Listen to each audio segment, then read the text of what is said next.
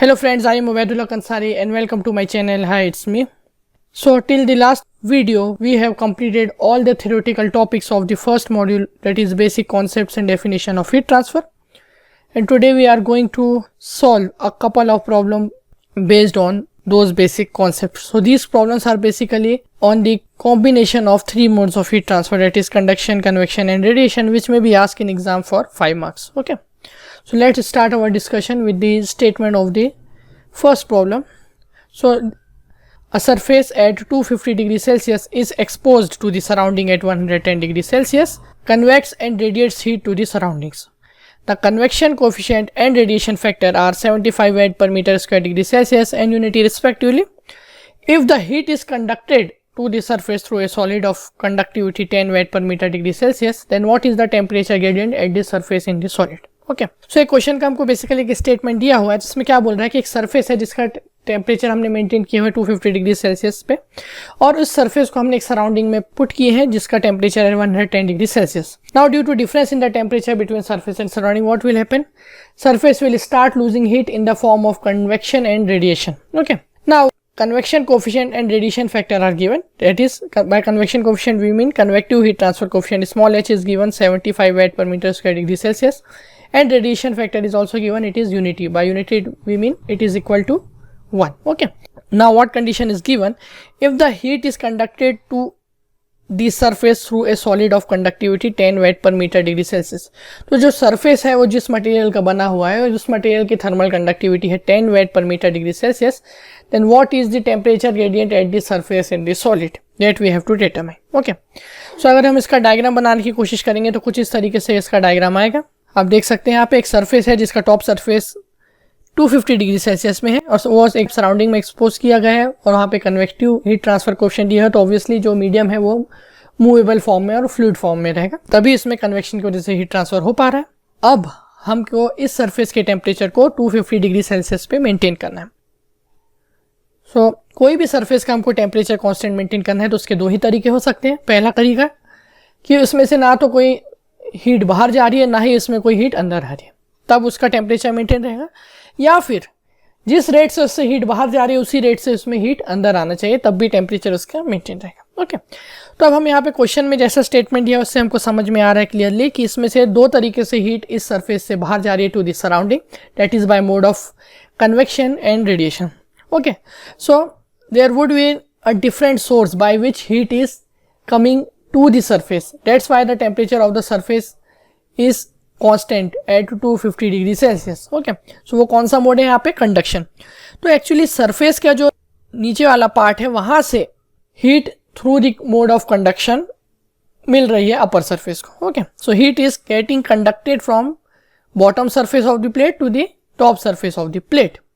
Okay, so हमको ये find करना है कि ये प्लेट है जिसका थिकनेस सपोज dx है, तो इसमें कितना टेम्परेचर ग्रेडियंट रहेगा, ये हमको इस क्वेश्चन के थ्रू फाइंड आउट करना है. ओके, तो अब जो भी हमने स्टेटमेंट पढ़े, गिवन डेटा है उसको हम लिख लेते हैं एक बार. Given data surface temperature Ts दिया हुआ है, उसके बाद surrounding temperature TA 110 degree Celsius, small h की वैल्यू दी हुई है, रेडिएशन फैक्टर FR दिया हुआ है, and thermal conductivity of the surface material दिया हुआ है. सो हमको Ts, TA, H, FR और K की वैल्यू दी हुई है. And what we have to find? We have to find temperature gradient, that is dt by dx. Okay, now we will start the solution of the problem by heat balance equation. Heat input is equal to heat output. Okay, so this is the basically the energy balance equation. And what is heat input? Heat conducted. And what is heat output? Heat convected plus heat radiated. Okay, now what would be heat conducted through this solid surface? That would be defined by the Fourier's law of heat transfer. What would be heat convected out of the surface? That will be defined by Newton's law of cooling. And we have the formula for heat transfer from surface to the surrounding by mode of radiation. Okay, so we will put all those formula in this equation. So minus Ka dt by dx, this would be equal to Ha into Ts minus Ta plus F epsilon sigma A Ts to the power 4 minus Ta to the power 4. Okay, so whenever any question involve radiation heat transfer, अगर कोई भी question में radiation heat transfer का data दिया हुआ है या फिर रेडिएशन हीट ट्रांसफर इन्वॉल्व हो रहा है, तो हमेशा याद रखना आपको जो भी टेम्परेचर दिए हुए हैं उनको आप केल्विन में कन्वर्ट कर लें. ओके, सो इस वजह से मैंने सरफेस टेम्परेचर Ts और Ta को यहाँ पर केल्विन में कन्वर्ट कर लिया हूँ पहले ही. ठीक है, ताकि मैं उसकी वैल्यू यहाँ पर पुट कर सकूँ इस इक्वेशन में। अगर आपका प्रॉब्लम में सिर्फ कंडक्शन या कन्वेक्शन है, then you don't need to bother about the units of the temperature, क्योंकि वहाँ पे टेम्परेचर डिफरेंस ही आता है इन दोनों के फॉर्मूले में। तो चाहे आप डिग्री सेल्सियस में लो या केल्विन में लो, कुछ फर्क नहीं पड़ेगा उसके हमारे न्यूमेरिकल वैल्यू में। ओके, सो अगर आपको क्लियर नहीं है कि ये फॉर्मूला हीट रेडिएशन का कहाँ से आया, तो उसके लिए आप बेसिक कॉन्सेप्ट्स ऑफ रेडिएशन का लेक्चर दे सकते हैं, और बाकी पुराने वीडियोस में आपको फोरियर्स लॉ की इक्वेशन और न्यूटन्स लॉ ऑफ कूलिंग की इक्वेशन भी मिल जाएगी। नाउ अब इस इक्वेशन को हमको सॉल्व करना है, तो divide both side by area. तो what we will get, minus K D T by D X H T S minus T A plus F R sigma T S to the power 4 minus T A to the power 4। Okay, और simply you can cancel area from both side, और you can divide both side by area also, you will get the same equation. Okay, now जो भी values हमको पता है हम उसकी values यहाँ पे 1 बाय 1 पुट करते जाएंगे। माइनस के की वैल्यू हमको दी हुई है thermal conductivity D T by D X हमको फाइंड करना है। एच की value, what is small H, convective heat transfer coefficient दिया हुआ है, surface temperature and ambient temperature T S and T A दिया हुआ है, sigma we know it is Stefan Boltzmann constant and radiation factor F R is equal to 1। So सारी values हम इस equation में पुट कर देंगे कुछ इस तरीके से। अब आपको करना ही है कि इस वीडियो को पॉज करना है और कैलकुलेट करना है D T by D x की वैल्यू को। ठीक है, now what would be D T by D x, on solving we will get dt by dx equal to 1352.21 degrees Celsius per meter. Okay, so the unit of temperature gradient is degrees Celsius per meter, temperature difference per change in length. So in this way we have solved our problem in order to get the value of temperature gradient. तो ठीक इसी तरह एक दूसरा question और हम solve करेंगे अभी, जो कि यूनिवर्सिटी में एक बार आ चुका है। So let's see the statement of the problem first. A brick wall in bracket K is equal to 1.3 watt per meter Kelvin, 0.15 meter thick, separates combustion gases in a furnace from the atmosphere air at 30 degrees Celsius. The outside surface temperature is 100 degrees Celsius while its emissivity is 0.8 and the heat transfer coefficient for the outer surface is 20 watt per meter square Kelvin. Find the inner surface temperature of the wall and total heat loss to the surrounding by both convection and radiation per unit area. Okay, so this question was asked once in May 2017 for 6 marks. So हम question पढ़ के given data लिख लेते हैं और diagram बनाने की कोशिश करते हैं। तो हमको क्वेश्चन में एक वॉल दिए हुए जो कि ब्रिक से बनी हुई है और उस ब्रिक की थर्मल कंडक्टिविटी है 1.3 वाट पर मीटर केल्विन और उस वॉल की थिकनेस है 0.15 मीटर। अब ये जो वॉल है वो सेपरेट कर रही है दो फ्लूइड को। वॉल के एक साइड में हॉट कंबशन गैसेस है और दूसरे साइड में कोल्ड एटमॉस्फेरिक एयर है। Okay, now the outside surface temperature of the wall is 100 degree Celsius और इस वॉल की surface property that is emissivity दी हुई है 0.8 and convective heat transfer coefficient at outside surface भी दिया हुआ है हमको 20 watt per metre square kelvin and we have to find the inner surface temperature of the wall and total heat loss to the surrounding by both convection and radiation per unit area. तो question में जो data दिया हुआ उसको हम लिख लेते हैं। What is K, K is thermal conductivity for the wall, 0.15 is the thickness of the wall, that is I can write it as dx। Atmospheric temperature TA 30 degree Celsius, outside surface का temperature हमको दिया हुआ है तो TS is 100 degree Celsius, outside convective heat transfer coefficient small h is 20 watt per metre square kelvin. Okay, और diagram कुछ इस तरीके से आएगा। कंबशन गैसेज है, इनर सरफेस में टेम्परेचर Ti है जो कि हमको फाइंड करना है, हमको पता नहीं है। आउटर सरफेस का टेम्परेचर 100 डिग्री सेल्सियस है और सराउंडिंग में हीट लॉस हो रहा है by mode of convection and radiation. उसके अलावा एमिसिविटी ऑफ द सरफेस दिया हुआ है हमको, that is 0.8। So heating source here is combustion gases. अब इस केस में कंबशन गैसेस के डायरेक्ट कॉन्टेक्ट में है इनर फर्नेस सरफेस। अब क्योंकि इनसाइड सरफेस का कन्वेक्टिव हीट ट्रांसफर कोएफिशिएंट नहीं दिया हुआ है तो हमको ऐसा एज्यूम करना है कि कंबशन गैसेस में और इनर फर्नेस सरफेस में कन्वेक्टिव हीट ट्रांसफर नहीं हो रहा है। सो कन्वेक्टिव हीट ट्रांसफर नहीं हो रहा है तो उसका क्या मतलब है, ऐसा हम एज्यूम कर सकते हैं कि जितना कंबशन गैसेस का टेम्परेचर है उतना ही इनर फर्नेस सरफेस का भी टेम्परेचर होगा। If there is no temperature difference there would be no convection. Okay, so heating source for the outer surface is combustion gases indirectly and inner surface directly. अब inner surface से outer surface में heat किस तरह से मिल रही है, by mode of conduction. और हमको मटेरियल का थिकनेस यहाँ पर दिया हुआ है, that is dx is equal to 0.15 metre. So what we have to find, we have to find inner surface temperature Ti, heat loss per unit area by convection, Q convection per unit area, and similarly Q radiation per unit area. Okay. So in this case also, by observing the diagram, we can clearly say that heat conducted through the wall would be equal to heat convected plus heat radiated to the surrounding. Okay. So again we have to use the same heat balance equation in this case also. Okay. Now let's start the solution of the problem by calculating the heat loss per unit area by convection. Okay. So heat loss by convection would be defined by Newton's law of cooling. That is Q convection is equal to HA delta T.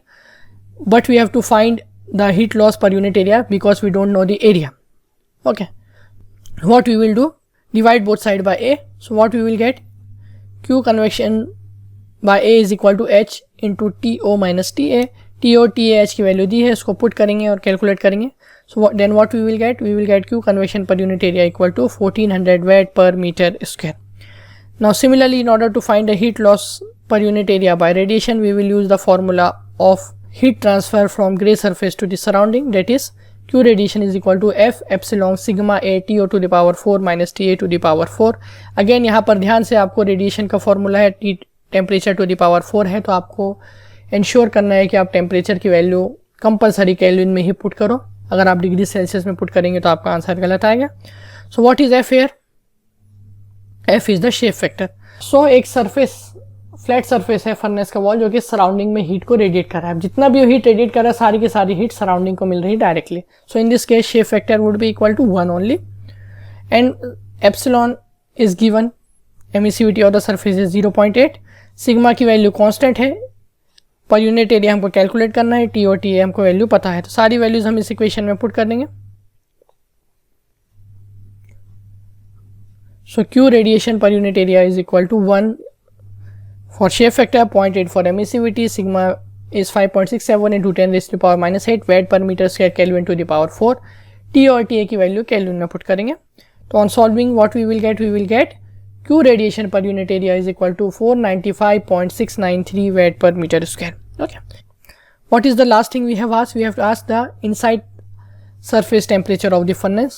Okay. तो उसके लिए हम heat balance equation again use करेंगे जो हमने last question में देखे थे. By heat balance, heat input is equal to heat output. So heat conducted is equal to heat convected plus heat radiated. Okay. So again using the same equation, minus K A D T by D X is equal to Q convection plus Q radiation. Okay. Now divide both side by A. What we will get? Minus K D T by D X equal to Q convection per unit area plus Q radiation per unit area. तो right hand side में ये दोनों terms की value हम already find कर चुके हैं. Thermal conductivity of the surface हमको दिया हुआ है, dx की वैल्यू हमको दी हुई है. Then what will be dt? TO minus TI. Final temperature minus initial temperature, that would be change in temperature, और we can say outside temperature minus inside temperature. dx means thickness of the wall, that is 0.15 metre. सारी values को put करेंगे और उसको solve करेंगे तो हमको temperature at inside surface भी मिल जाएगा. So pause the video and calculate the value of the TI. So after solving we will get the value of TI as 318.733 degrees Celsius. Okay. So in this way we can solve the problem on combined modes of heat transfer, that is conduction, convection and radiation, which may be asked sometimes for 5 or 6 marks. Okay. So इस video के साथ हमारा first module, that is basic concepts and definition of heat transfer, complete होता है. Next video से हम module number 2, that is conduction, start करेंगे. So अब तक मैंने जितने भी वीडियोस इस लेक्चर सीरीज में अपलोड किया हूँ, उससे आपको यही लग रहा होगा कि दिस सब्जेक्ट में भी थ्योरेटिकल, बट ऐसा बिल्कुल भी नहीं है. जो मुंबई यूनिवर्सिटी का सिलेबस डिफाइन किया हुआ है, इसमें first module is purely theoretical. Mostly सिर्फ इस मॉड्यूल में इस टाइप के कॉम्बिनेशन पे न्यूमेरिकल आ सकते हैं जो हमने आज के लेक्चर पर देखे हैं, but this subject is basically a numerically dominated. Okay. So second module से हमको ज़्यादातर जगह में सिर्फ डेरिवेशन और न्यूमेरिकल ही देखने को मिलेंगे, थ्योरेटिकल कॉन्सेप्ट बहुत कम देखने को मिलेंगे. So I hope you understand everything what we have discussed today. If you still have any doubt, then you can comment it on the comment section. If you understand everything, please like my video and share it with your friends. And for getting more updates about the latest video in this channel, please subscribe to my channel. Hi, it's me. Thank you.